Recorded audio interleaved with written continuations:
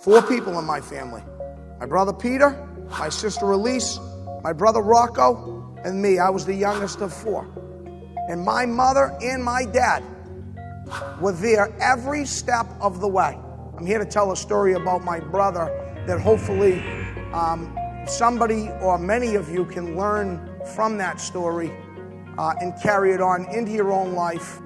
My brother Peter, and I'll get to this, had 2 kids and couldn't stop.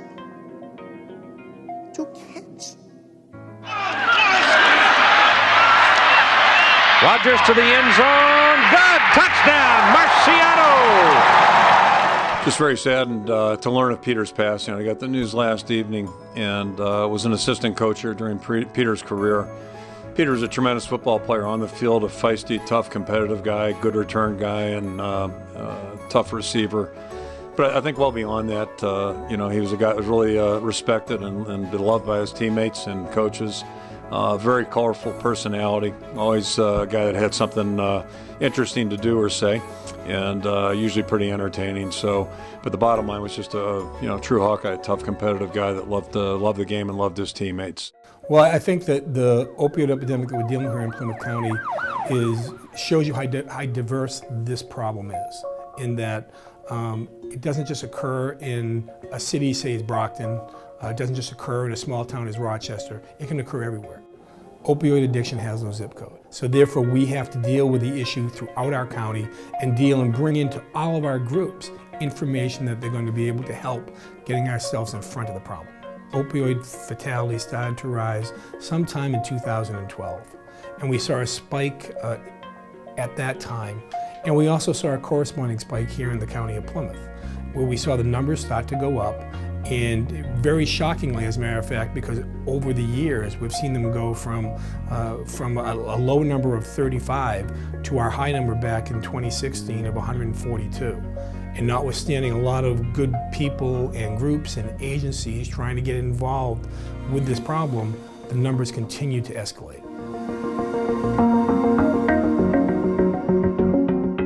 When we talk about addiction, there's this false sense of an understanding that it's a moral failing and it's this choice, and why don't people just stop doing drugs? So my name is Amanda Sandoval. I'm the Assistant Director of Prevention Services for High Point Treatment Center and the Brockton Area Opioid Abuse Prevention Collaborative.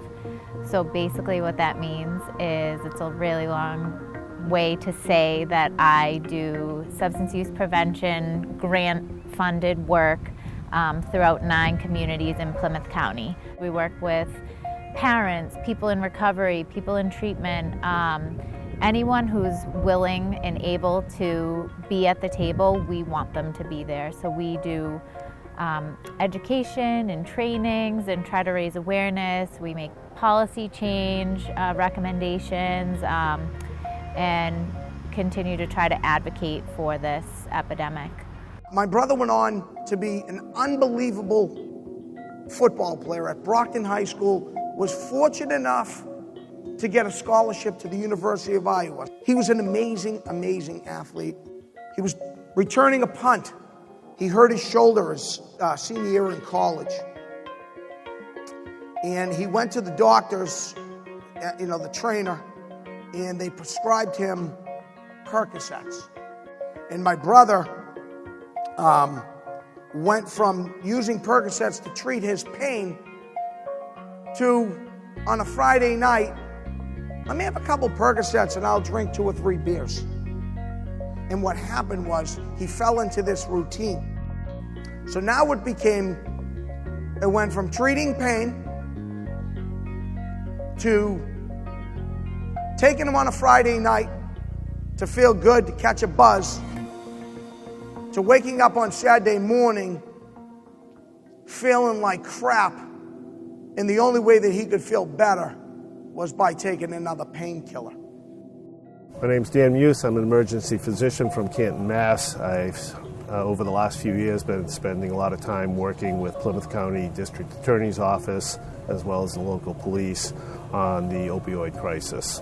Actually, this came to me. I am the medical director for several fire departments, and Back in 2013, Stoughton, a neighboring town to Canton, had 3 overdoses with deaths over Labor Day weekend. And at that point in time, Chief Paul Shastany wanted to become part of the DPH pilot program.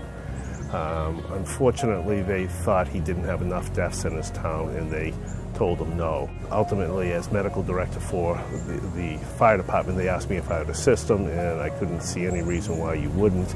So I helped him train his police officers, and at that point in time, a law came back stating that first responders, or an interpretation of the law said first responders were not held liable if they use Narcan to help people save their lives.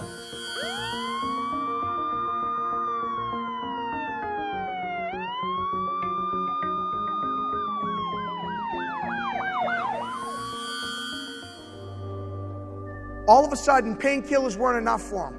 So we started chopping up Oxycontins and snorting Oxycontins. My brother finally hits rock bottom, or so he thought what was rock bottom, and says, you know what, I'm done. I'm going to quit this. He goes back into another rehab center. He comes out of the rehab center. He goes 5 years clean. 5 years. So my name's Kevin Thibeault. I'm the Director of Alternative Programs for Plymouth Public Schools. Previously, I was the Adjustment Counselor for Plymouth North for the last 5 years or so. And so my experience with addiction comes both professionally, working in a school district with at-risk youth. The majority of the kids that I work with have issues with mental health, substance abuse, or behavioral issues. And then as personally been affected by both my brothers overdosing and passing away within the last 4 years or so. The following is something I wrote with no intention of it being heard, but tonight I will share a few thoughts into a mind and life significantly altered by the impacts of drugs without ever personally doing them. In my heart, I need to make sense. I need answers that I will never get. I will wander the rest of my days with questions unasked, a constant emptiness that will fill my soul. No matter the substitute, it can never complete, because the disease of addiction sealed our fate. Memories of eulogies tear up my night, falling like raindrops, blurring up my sight. I know that pressure must have weighed a ton, but how could you not think of our mom, me, or your son? The addiction so powerful and all-encompassing, the constant devil on your shoulder, preying on your weakest moments. It's never enough, and your last time is never the last. He will push and pull until he gets his way, corrupting your thoughts, convincing you it's okay.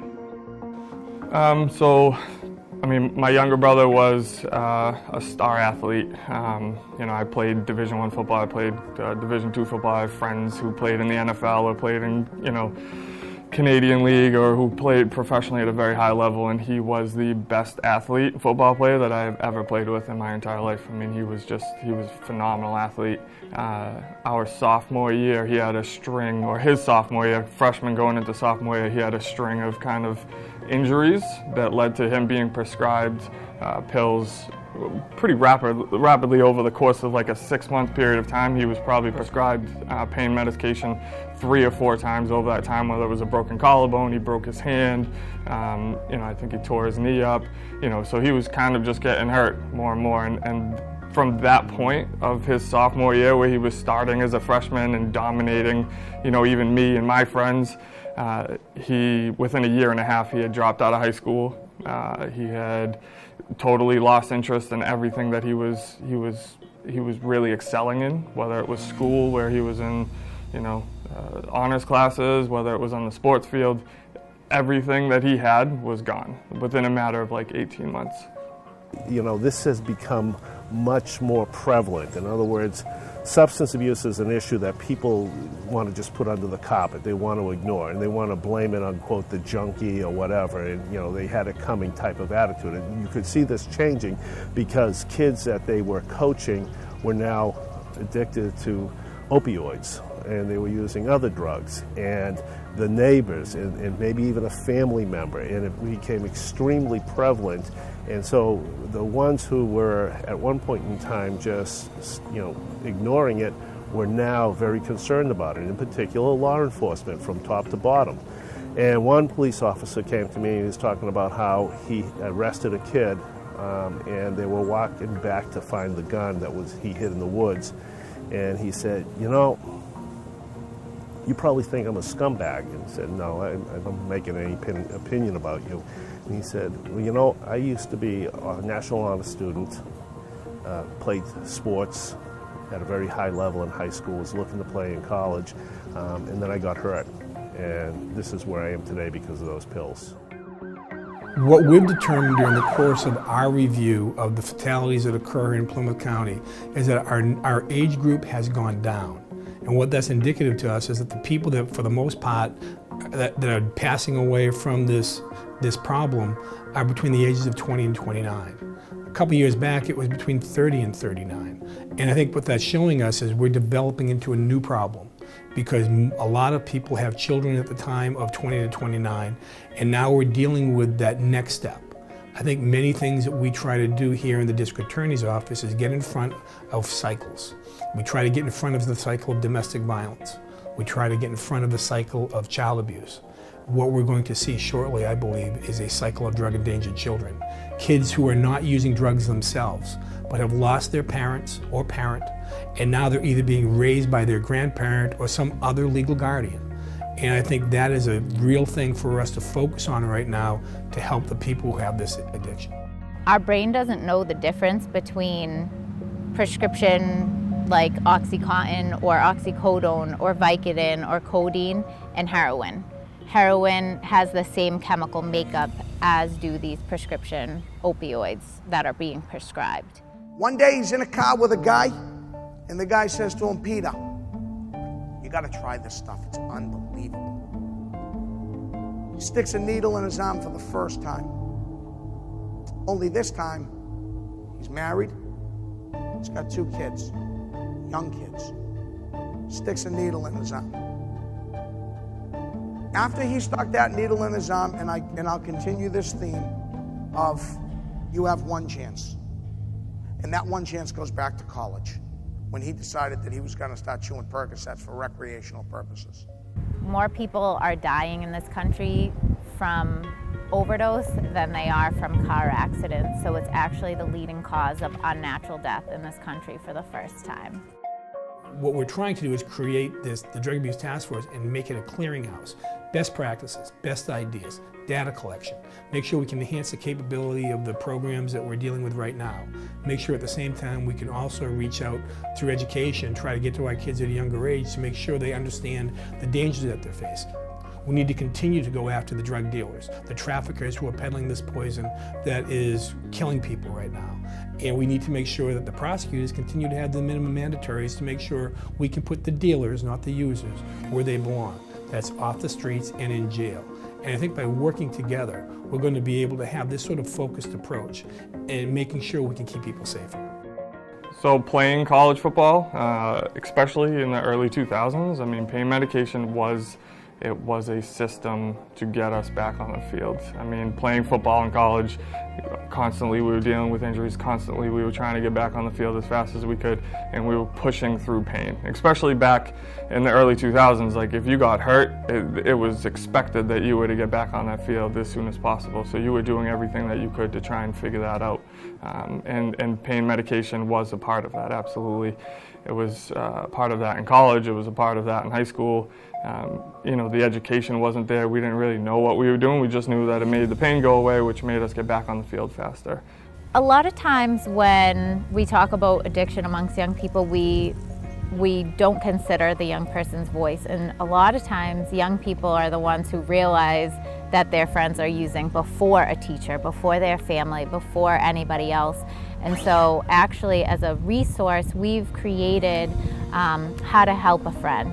And that resource talks about what do you say, what don't you say, what might the signs and symptoms look like for a person who is struggling with a substance use disorder or the beginning phases of that, and then what are the local resources, how can I access that, or where can I get some more information about my friend if I'm concerned about them. A lot of times when we talk about sports, we think of it as a protective factor because of the relationships with a coach or the relationships with those teammates and being physically active, and yes, that is a protective factor. But a lot of times we forget that it's also a risk factor because a person who's playing sports constantly can put themselves at risk to develop a sports injury.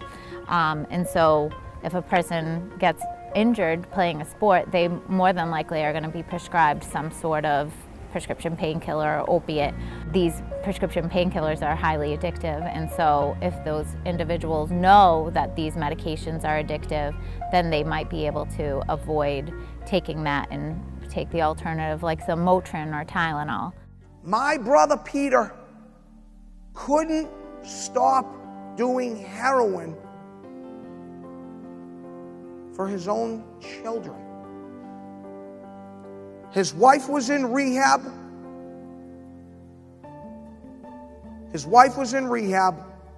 My brother was home alone with his kids on December 21st. At 5:30 that night, a family friend of ours, a guy named Richie Cogliano, whose son was supposed to be babysitting for Peter because Peter had to go to work that night, went over to his house. There was no answer at the door. There was no kids there. 5 o'clock at night, mind you. Okay? Kids were supposed to be out of school at 3. No one there to pick them up. Sitting at the school all alone. 7 years old and 5 years old. My mother barely let me walk home from school, and my school was at the back door right there, alone. 2 kids sitting at the school all alone. Thankfully, because of the beautiful teachers that are in the Brockton school system, they took care of him. He knocks on the door, no answer. He looks through the window and he sees my brother lying on the kitchen floor. He kicks the door in, he walks in, and he's dead. With my brothers, both of my brothers, I think the first time that they took it, they knew that it was a problem and that it escalated into something that I don't think any of us anticipated it ever would. We came from a good family. We had a strong upbringing. We knew that addiction ran in our family. My mother and father used to talk about it all the time with their uncles being, drinking or this or that, and so we knew it was a risk. But I don't think we really understood what that meant. If we continue to break that stigma and continue to raise awareness and say, yes, not a single one of us has not been affected by this, I think that people will be more comfortable and more apt to reach out for help, to go get that help that they need and essentially save a life. We are a group of individuals who don't proclaim to have all the answers, which is why we sit around and talk to the people who are involved with the programs that we're dealing with. That's why we have faith-based people at our table. That's why we have legislators, judges. That's why we have law enforcement. That's why we have the variety of groups that we need to make sure we continue to work together with. That's why we've reached out to hospitals to try to make sure that we have data collection that is accurate, because even though we have watched our numbers here in Plymouth County go up with the fatal opioid overdoses, I also know that those numbers are not correct. From Richie Cogliano, he said, Stephen, you need to get to your brother's house right now. I jumped in my car, I called my brother Rocky, and I said, Rocky, I think Peter died.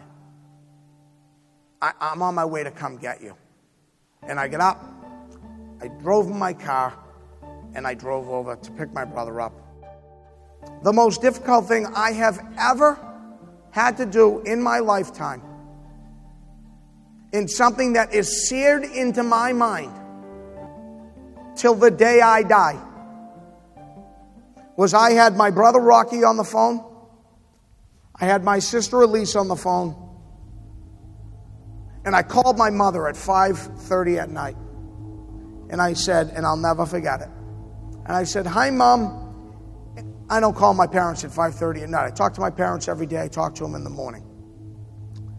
I said, hi, Mom, and she was so happy to hear from me. Hi, Stephen.